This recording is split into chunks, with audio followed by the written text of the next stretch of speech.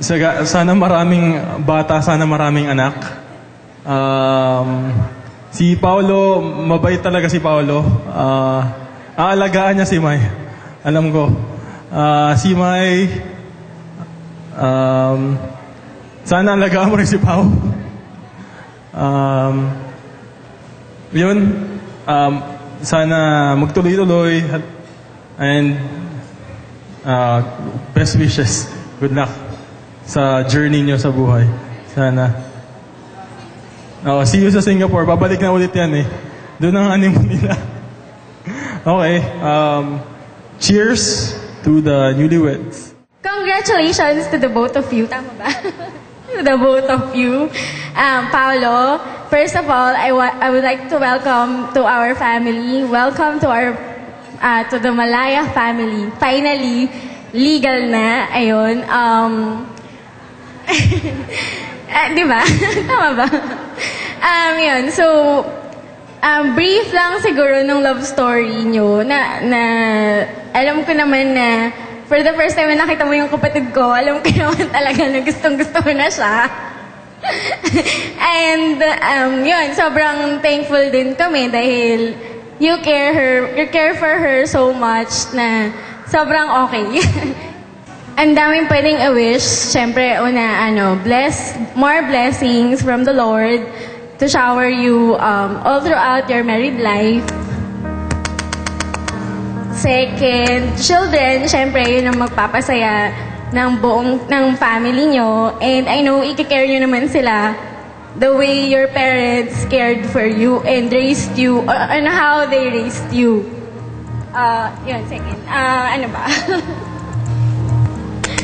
Third, alam nyo, si Paolo, you're so lucky kasi favorite ka ng mami ko. Mahal na mahal ka niya. Sana ganun din yung parents mo sa kapatid ko na welcome siya sa family mo. I hope lang na lahat ng wishes ng kapatid ko, ibigay mo. And alam mo yung ginagawa naman niya para sa inyong dalawa is for the two of you. Hindi lang naman para sa kanya yun. Hindi porket yun yung gusto niya. Yun lang talaga yung gusto niya. And kaya niya nagustuhan yun kasi para sa inyong dalawa. And always na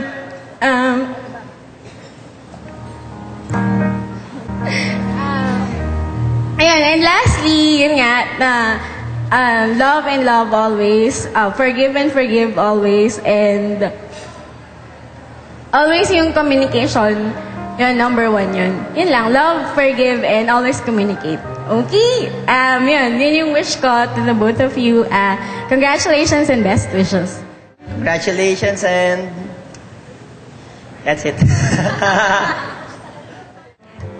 Once again, I'd like to congratulate you guys for proving to us that love is still real, that there is still love.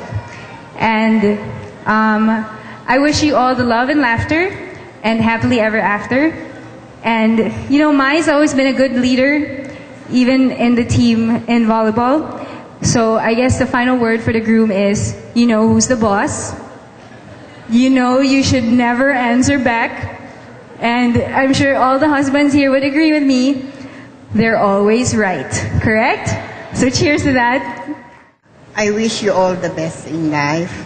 At saka, make God the center of your relationship.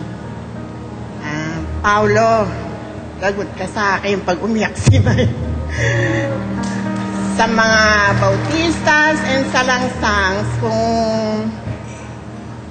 kung ka magmamana sa salangsang, I bet medyo tagilid tayo dyan. Dahil alam ko ang mga salangsang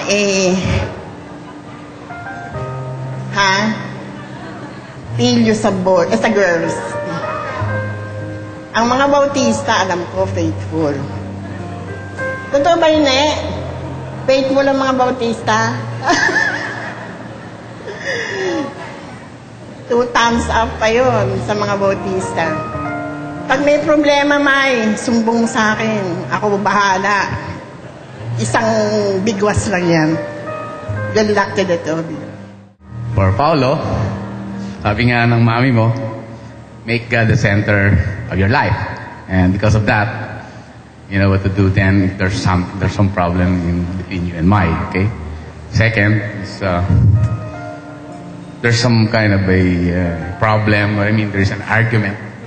Huwag yung tutulugan ng hindi naayos. Make sure that everything is patched up. And to add dun sa sinabi ni Marie Ray kanina, yung communication, don't forget to communicate with each other. Ano ba? Well, also, you're now, what you call this, you're now on your own and you have a new journey in your life, going to go forward to it and make whatever decisions and that you do, okay? Basta make sure na ano yun, na yun pa rin tama, okay? And make sure that you did it nang nag-uusap kayo, no? Ano pa ba? Well, Marilena, I love you so much. Okay? And I know, totoo na to. The thing that I was asking you 2 or 3 weeks ago, this is real now, okay? And good luck. And Paolo, congratulations. Well, it's indeed a great feeling to have everyone gathered today, so dressed and with, you know, I can see all smiles on their faces. So it's a great feeling to spend this night with each and every one of you.